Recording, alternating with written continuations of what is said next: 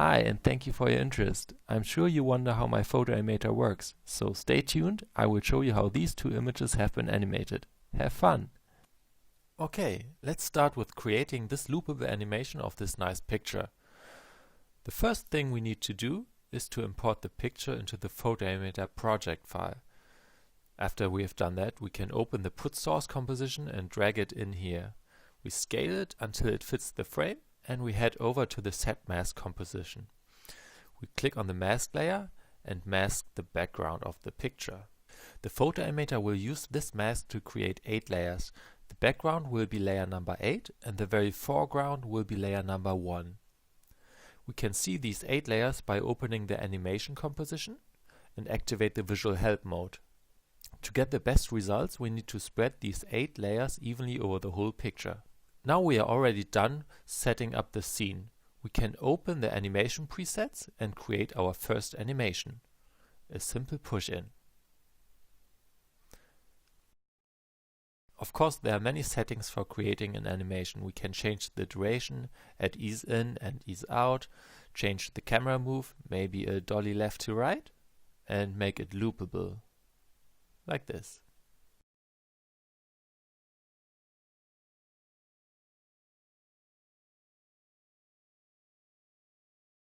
But for this example, I want to use the loop 1 animation. The camera pushes in and out and left to right, a nice circled animation. It looks like this.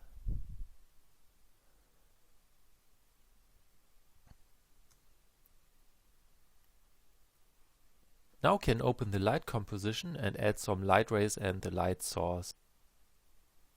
Click on the light controls layer and mask the area where the light rays should come from.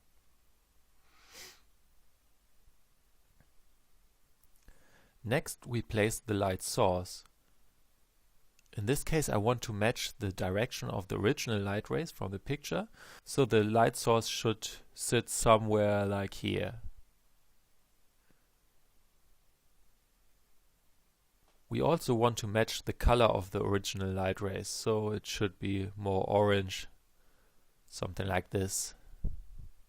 We can further adjust the light rays with the help of the levels. We can increase the fall off so they are spread over the whole picture. And a very helpful feature is to pin the light source to the background layer and have the direction and position of the light rays calculated automatically. This is especially helpful to creating loopable animations like this. If we want to have a better look at what we are doing, we can hide the original picture and only look at the light rays and the light source. We can make further adjustments on the levels, can boost the intensity. If we are happy with the result, we can look at the final composition. To get even more depth perception, I would add some particles to this animation. We can do this in the animation composition. We change the size, amount and color until we are satisfied, and that's it.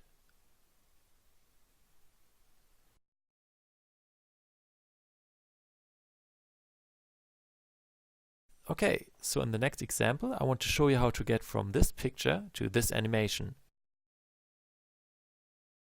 So this picture contains an object. We need to separate it from the background first. You can also mask it within the photo animator project, but since this is a still picture, the best way to do this is in Photoshop.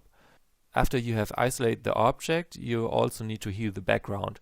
Most of the time you get a great result with one click on the content aware fill, but you can do it with the stamp tool as well. So when you're done isolating the object, you need to import the object and the background into the photo animator project.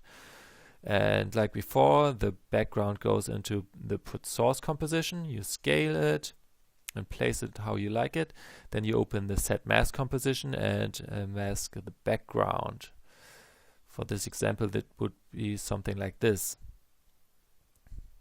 And when you're done with it, you go to the animation composition, click on the controls layer, just like before, activate the visual help mode and spread the layers evenly over the picture.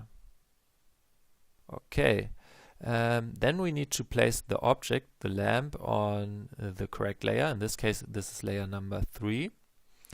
You just drag it in here, we scale it the same amount as the main picture was scaled, and place it right on the layer.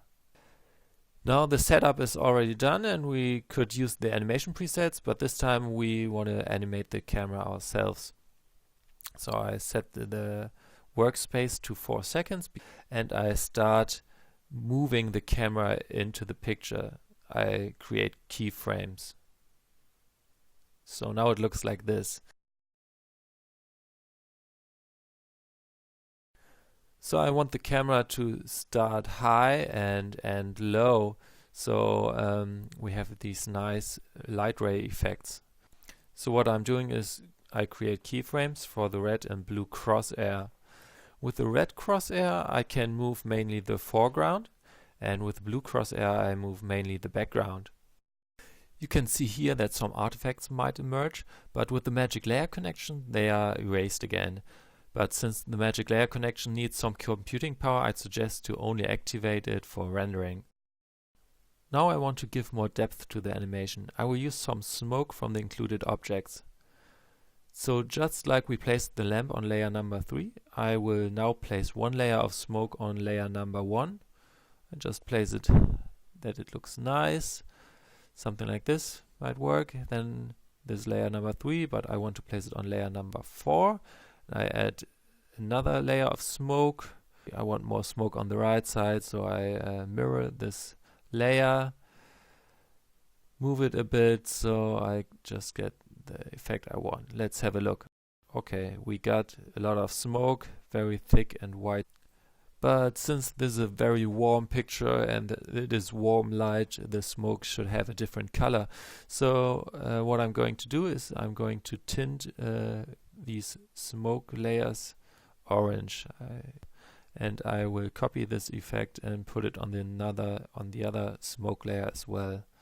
I will also reduce the opacity of the two layers so it's not as thick as it was before.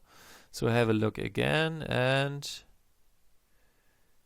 yeah, I like this. I think that works pretty well. Okay, let's go to the light composition. Like before, I am going to select this layer and draw a mask around the area which the light rays should emerge from. Something like this. Since in this example the light moves, the lamp moves, so I also need to animate the mask path. So I set keyframes for the mask path, and now the area is always on the lamp. So the next thing we do is to put the point of the light source.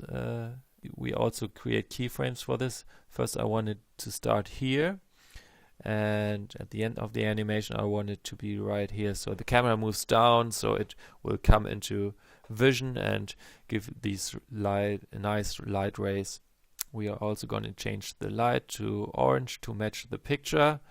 And we can have a closer look on the light rays and the light source to see if everything is exactly as we wanted. I think this looks pretty nice. Let's have a look at everything together.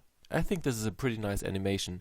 I hope you enjoyed watching these mini tutorials, and if you have any questions, please feel free to contact me through my profile page.